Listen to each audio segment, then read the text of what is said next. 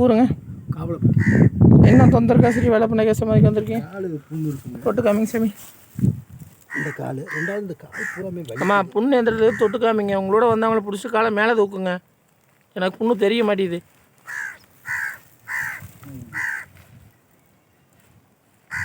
ஏன் உங்கள் கூட வந்தால் பிடிக்க மாட்டாங்களா? ஏன் இந்த குடும்பம் பண்ணுறீங்க? யாருமே இவர் இந்த ஓட வந்தா பிடிமா கால் மேலே தூக்கியா ஒரு வேலை தொடு சாமி.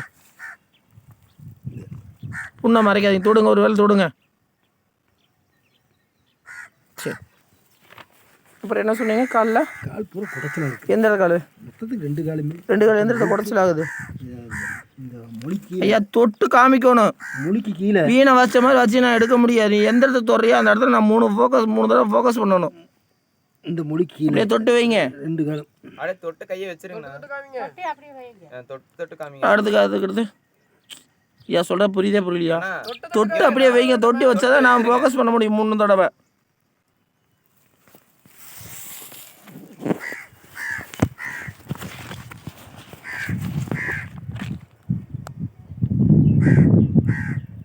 இந்த குடைச்ச ரொம்ப நாள் இருந்துருக்குங்களா?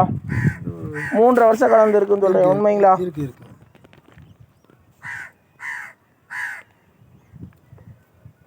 ஏன் நீங்கள் நாளைக்கு வந்துட்டு 3 நாளைக்கு ஒரு முறை 19 தடவை வரணும். இல்லைன்னா வேற பக்கம் பார்த்துக்கிறீங்களா? சரி, வேற பக்கம் பார்த்துக்கிறீங்களா? இல்லை 19 தடவை டெய்லி வரணுங்களா? சொல்கிற புரிஞ்சுக்கோ சாமி. நாளைக்கு வந்துட்டு 3 நாளைக்கு ஒரு முறை. சரி சரி. நாளைக்கு வர்றீங்களா? நாளைக்கு என்ன கிழமை? நாளைக்கு வெள்ளிக்கிழமை.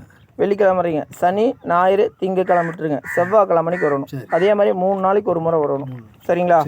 இன்றைக்கி உங்களுக்கு மருந்து கொடுத்தாங்க அப்படின்னா அடுத்து உங்களுக்கு 7வது தடவை தான் மருந்து கொடுப்பாங்க.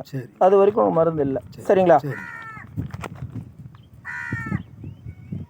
அதுக்கடுத்து கடைசி 9வது தடவை உங்களுக்கு மருந்து கொடுப்பாங்க. மொத்தமே 3 மருந்து தான். அதுக்கு பின்னா உங்களுக்கு மருந்து இல்லை. உங்களுக்கு வேணும்னா நீங்களே வாலண்டரியாக வந்து கேட்டு வாங்கிக்கலாம். அதில் வாலண்டரியாக கேட்டீங்கன்னா கொடுக்க மாட்டாங்க. மருந்து பணம்னு எழுதுவான். மருந்துன்னு வந்துச்சுன்னா நீங்கள் மருந்தை வாங்கிக்கலாம். பணம்னு வந்துச்சுன்னா நீங்கள் பணத்தை வீட்டுக்கு கொண்டு போய்க்கலாம். 570 ரூபா கொடுங்க. இருக்கிறத கொடுங்க. வைத்தியத்துக்கு வரவங்க பணம் கொண்டு வரணும் இல்லைங்கய்யா? இருக்கு, கொண்டு வரோம். இங்கே நின்றனால கம்மியாக. இங்கே இருக்கிறன்னா என்ன பண்ணுறது? நீங்களே வைத்தியத்துக்கு வந்திருக்கீங்க. அந்த வைத்தியத்துக்கு தேவையான பணம் கொண்டு வந்தால் தான் வைத்தியம் பண்ண முடியும். ஆஸ்பத்திரி போகிறீங்க, அங்கே போய் பணம் இல்லைன்னா சொல்ல போகிறீங்க. அங்கே முடியாமல் தான் நீங்கள் வரீங்க. தம்பி எண்ணிப்பா. தம்பி எண்ணிக்கை தம்பி. அது மாதிரி மிஷினில் பா 2 ஜோடி ஓட்டியப்பா. பேர் மாத்திரை பாருப்பா. எரிச்சல் ஆகுதுங்களா ஐயா? எரிச்சல் லேசாக இருக்குதுங்க, அதிகமாக இல்லை. சரிங்க.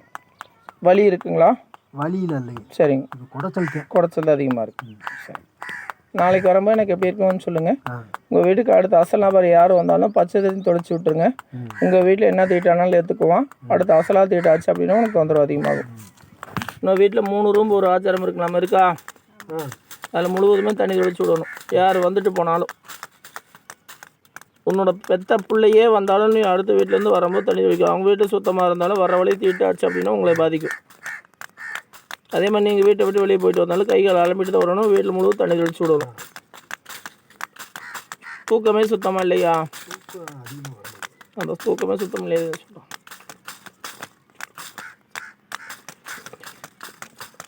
சிங்கத்துக்கிட்டே 20 ரூபாய்க்கு மேலே எவ்வளோ வைக்கிறீங்க?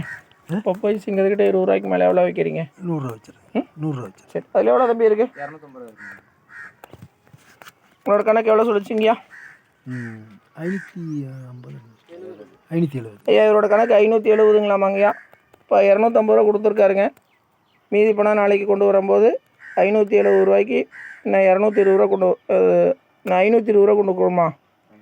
இந்த 520 ரூபா கொண்டு வரும்போது மருந்து பணம்னு எழுதுவாங்கய்யா. அதில் மருந்துன்னு வந்துச்சுன்னா மீதி பணத்தை 520 ரூபா வாங்கிட்டு மருந்து கொடுக்க சொல்லியிருக்கீங்க. பணமும் வந்துச்சுன்னா இந்த 250 ரூபா உங்கள் கையில் திருப்பி கொடுத்துருவாங்கய்யா. பாப்பா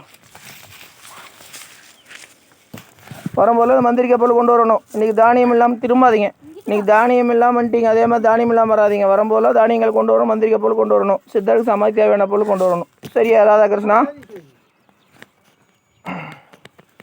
ஆனந்தன் இல்லை வைப்பா.